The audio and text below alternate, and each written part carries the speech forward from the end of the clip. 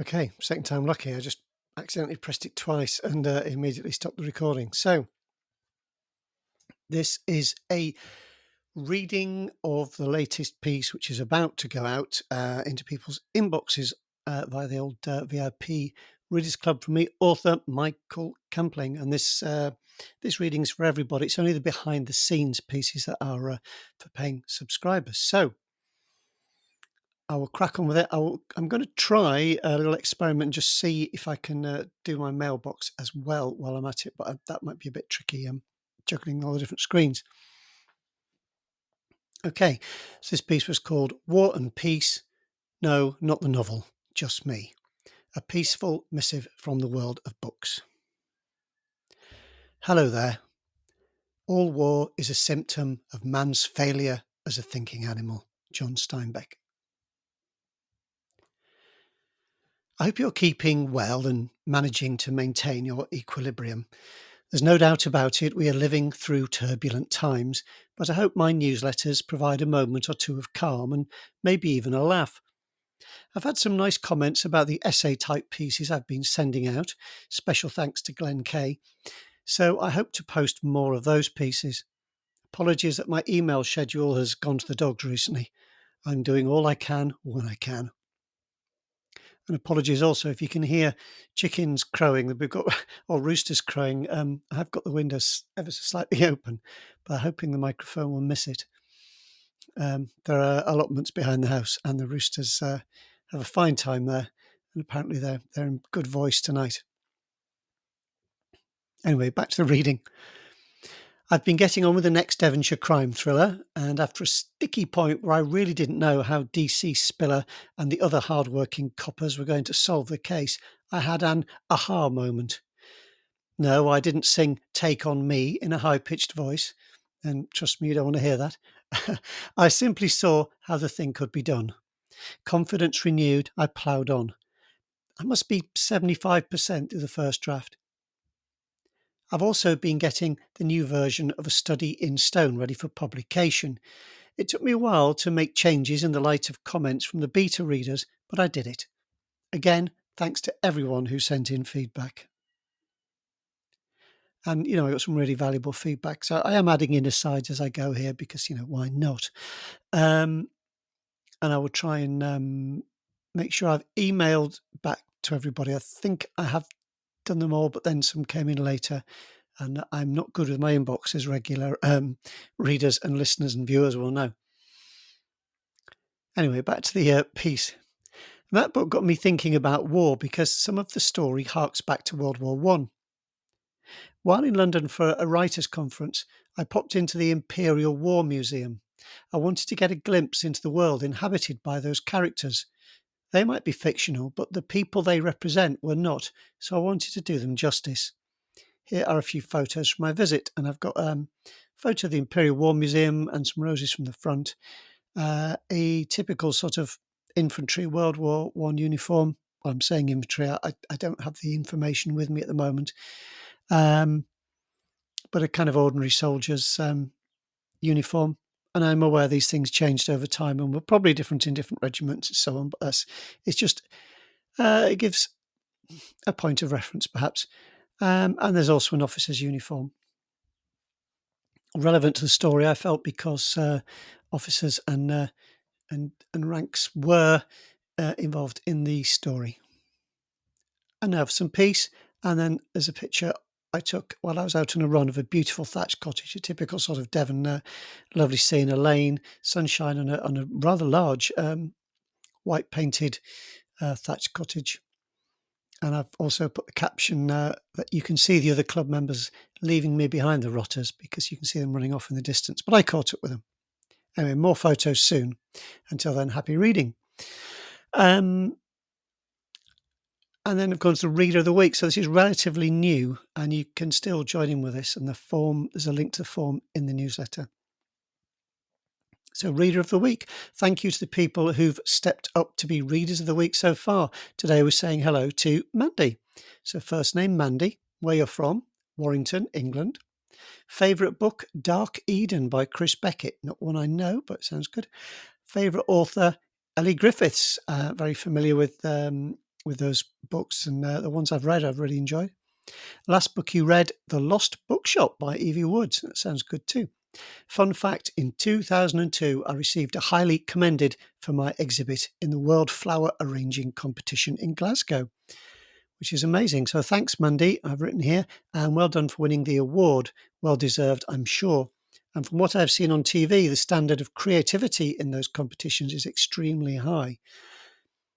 Yeah, I've seen the kind of things that are competition winners and get highly commended and so on, and they're not just sort of somebody putting flowers in a vase. They're incredible creations. Very talented, take lots of work. Anyway, if you'd like to be a reader of the week, all you have to do is fill in this form, and there is a link to that in the original piece. Podcast and readings.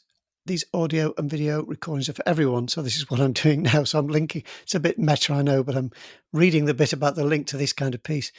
You can find both in the podcast section, which is on the VIP Readers Club, vipreaders.substack.com. And you can see a podcast section there. And there's also info on how to add the podcast to your favorite app. So if you listen to podcasts in, Apple Podcasts or whatever, you should be able to add it from the information there.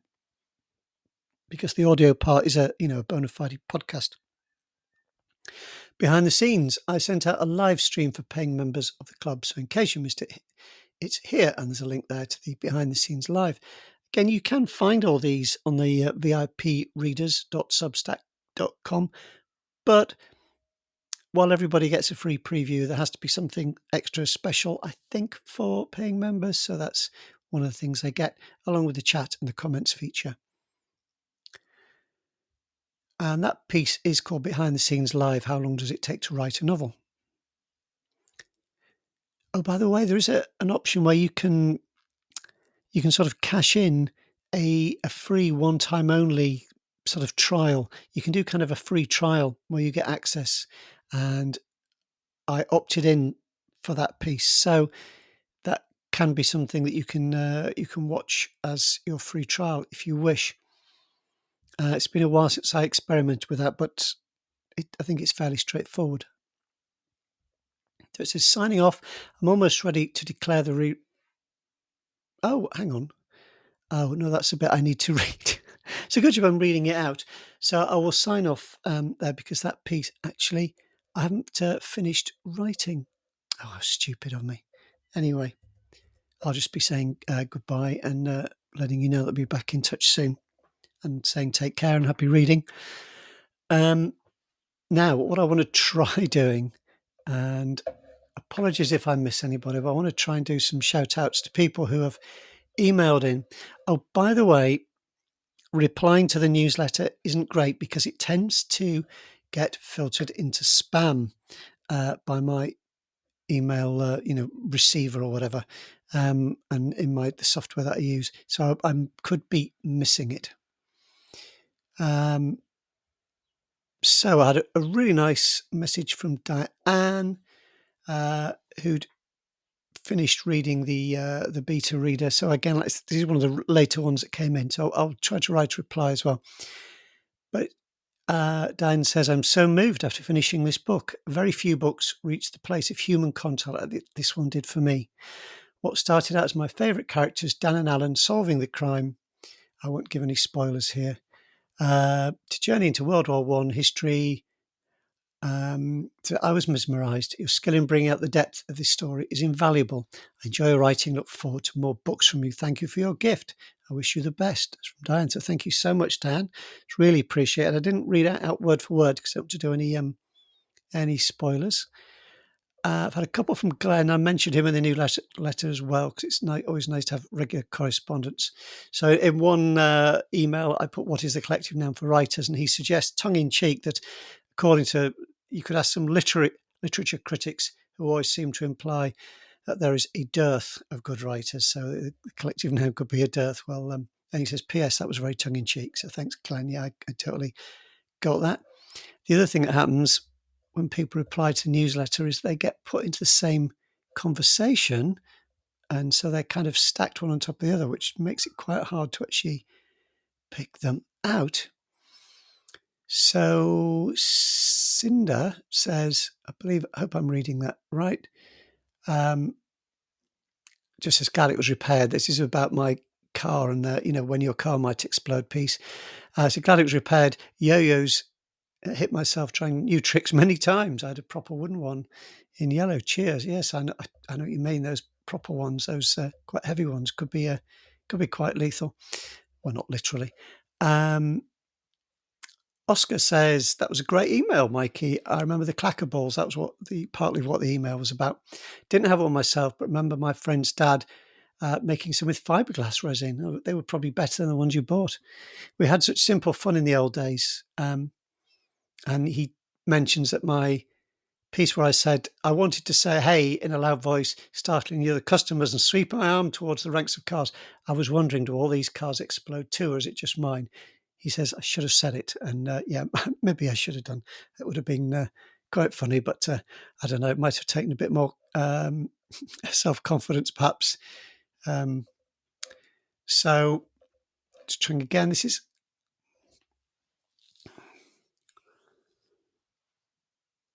This is also from Glenn, and he is responding to the when your car might explode. Sorry, I will. It says, I'm not sure to pronounce Dugai Trois, perhaps found himself a prisoner in Plymouth, where he received all sorts of courtesies from the captains and all the other officers. That last bit in quotes. According to legend, this was when he had his famous exchange. One of his jailers allegedly said to him, "You French, you fight for loot, while we English fight for honour." He calmly replied, "What do you expect, sir?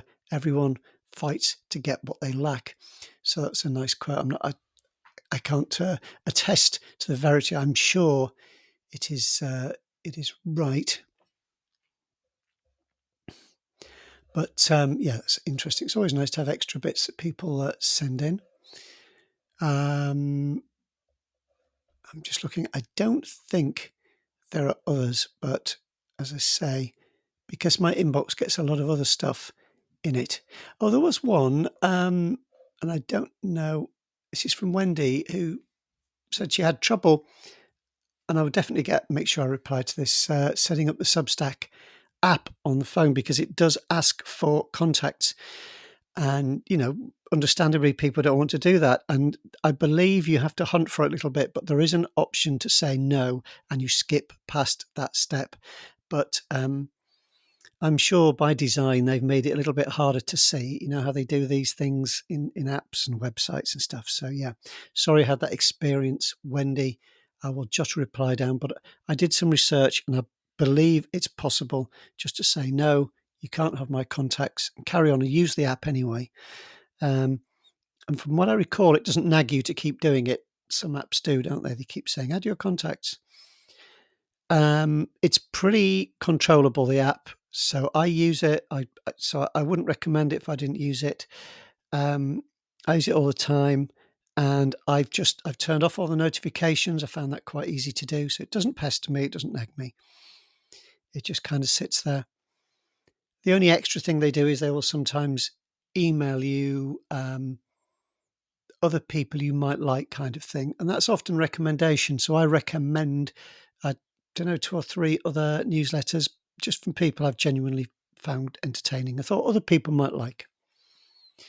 So golly, that's rattled through the mailbox, read the newsletter, done some extra asides.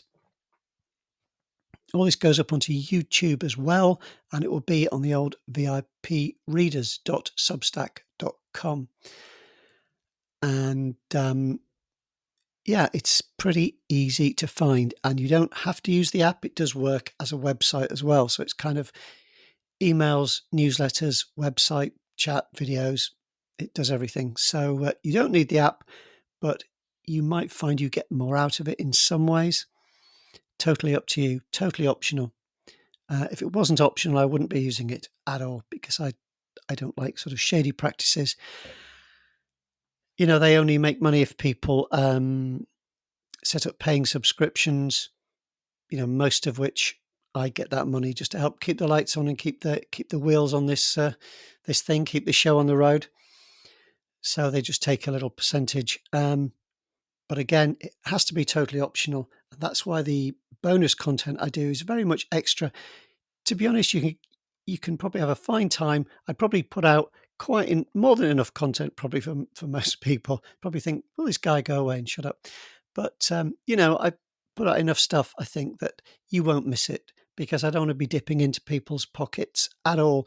If you want to buy one of my books, if you're good enough to do that, really appreciate it. Because then you know what you're getting. You pay for a book, you get a book. But if you want to support extra, that option is there. So I kind of hope that's clear. But it's neither an expectation nor a sort of a demand in any way on my part. That would be awful. And I just do the extra bits because I feel I want to give something extra in return for that extra support. Okay, better sign off.